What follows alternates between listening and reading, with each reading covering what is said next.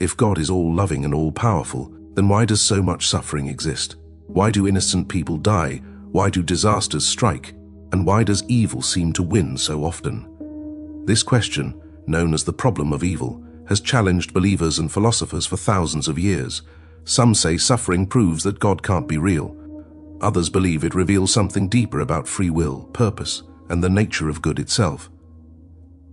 In this video, we'll explore how some of history's greatest minds, from Epicurus and Hume to Augustine, Aquinas, and Leibniz, tried to answer one of humanity's hardest questions: if God is good, why is there evil? Before we dive in, make sure to like, subscribe, and leave a comment with your thoughts. Do you think suffering has a purpose, or is it proof that there's no higher power at all? Section 1. The problem of evil. Philosophers call it the problem of evil. It starts with three simple ideas. If God is all-powerful, he could stop evil. If God is all-good, he would want to stop evil. Yet evil and suffering still exist. So how can all three be true at the same time?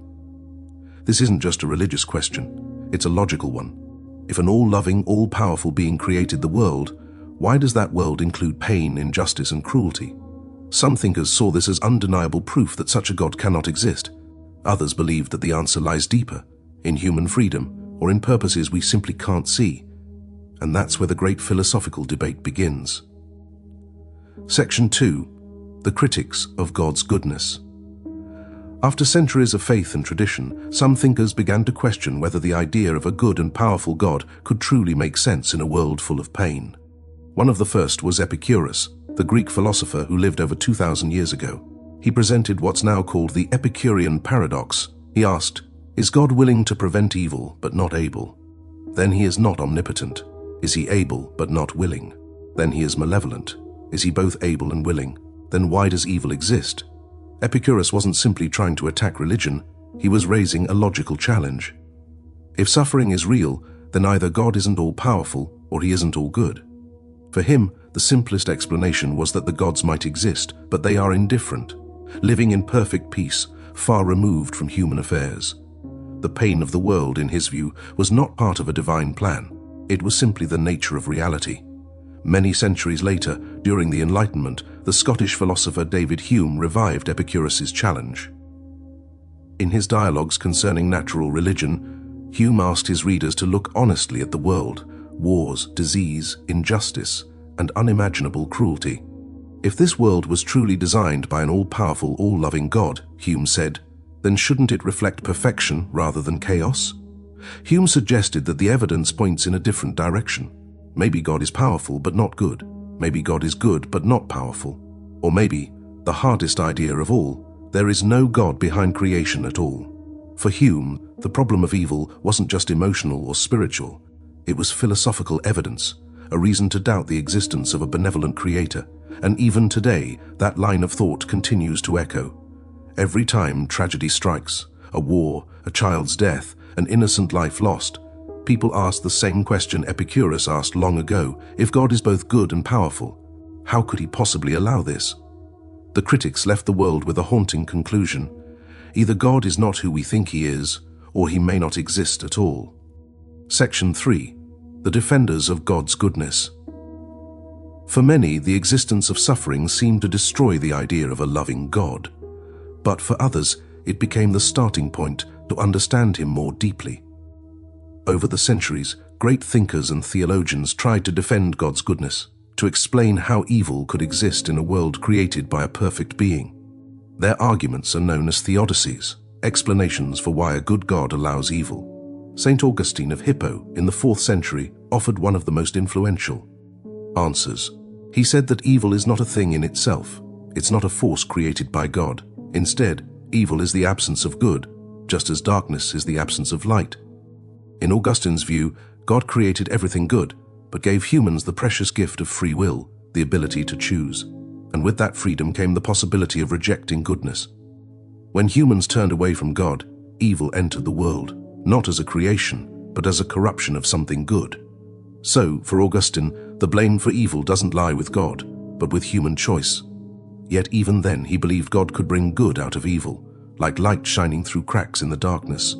Centuries later, Thomas Aquinas, one of the greatest minds of the Middle Ages, built on Augustine's ideas. Aquinas argued that what we call evil often exists for the sake of a greater good. He believed the universe is like a vast, complex painting. From up close, you see dark spots and shadows that seem ugly or meaningless. But when you step back, you see that the shadows give depth and contrast, revealing the full beauty of the image. In the same way, suffering and imperfection might have a purpose we cannot yet understand, a role to play in the grand design. To Aquinas, God doesn't will evil for its own sake, but he allows it because it can lead to growth, virtue, and redemption. For example, there can be no courage without danger, no compassion without pain, no forgiveness without wrongdoing. Evil, then, becomes the backdrop against which good shines brighter. A few centuries later, during the Enlightenment, the German philosopher Gottfried Wilhelm Leibniz took these ideas even further. He introduced one of the most famous and controversial claims in philosophy, that we live in the best of all possible worlds. Leibniz argued that an all-powerful and all-good God, when creating the universe, would have chosen the best possible combination of laws, events, and outcomes, even if it includes some suffering. To him, the existence of pain doesn't mean the world is bad.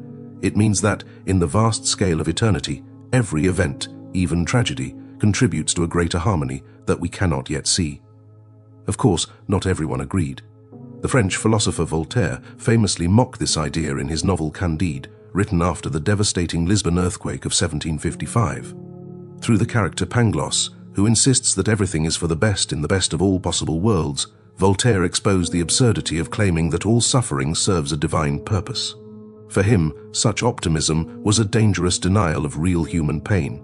Instead of accepting evil as part of a cosmic plan, he believed we must confront it and try to make the world better ourselves. Augustine, Aquinas, and Leibniz all shared one conviction, that God's goodness is not disproved by suffering, but revealed through it. Evil, they said, does not exist because of God's absence, but because of our freedom, and because the full story of the universe is still unfolding. Section 4. Modern Perspectives. As philosophy and science evolved, new thinkers began to revisit the same old question, if God is good, why is there evil? But instead of only looking for logical proofs, they turned to human experience, to freedom, faith, and the search for meaning in a broken world.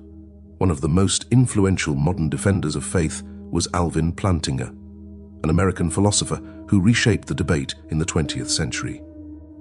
Plantinga argued that it's logically possible for a good God and evil to coexist, because God gave humans free will, and free will necessarily includes the possibility of choosing evil.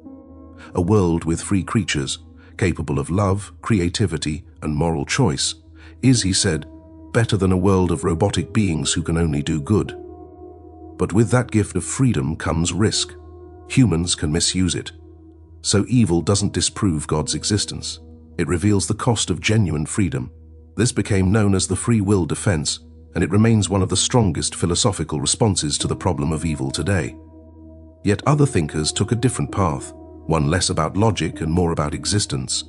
Søren Kierkegaard, often called the father of existentialism, believed that suffering is essential to faith. True faith, he said, doesn't come from comfort or certainty, but from standing in the darkness, trusting in something greater, even when all evidence seems lost.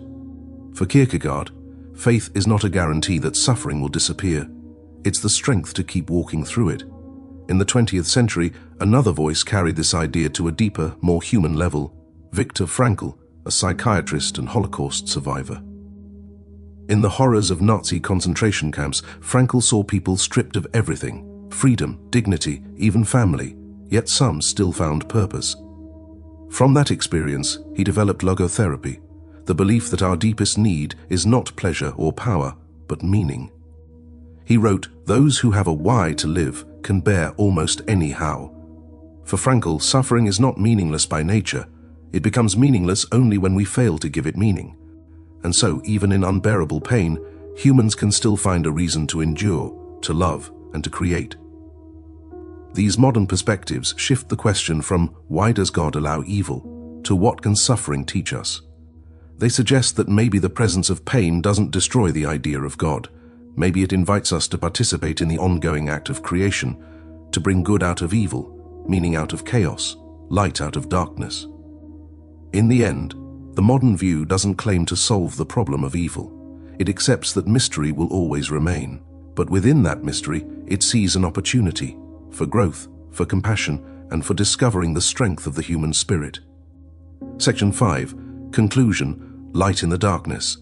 For thousands of years, humanity has wrestled with one haunting question: if God is good, why does evil exist?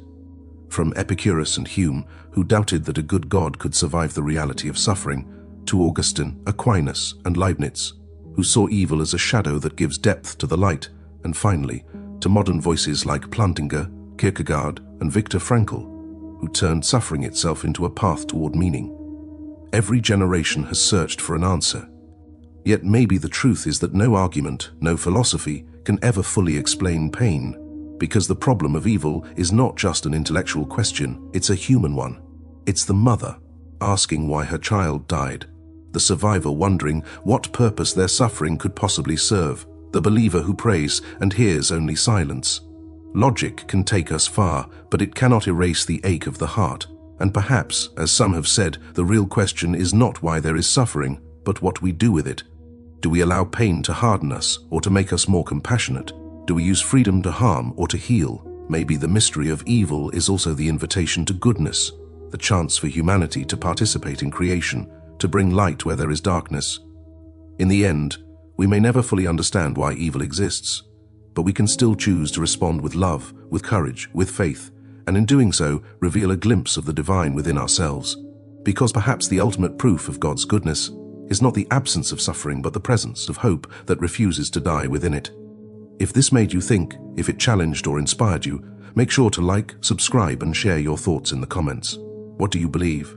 Does suffering prove God's absence or reveal something deeper about being human?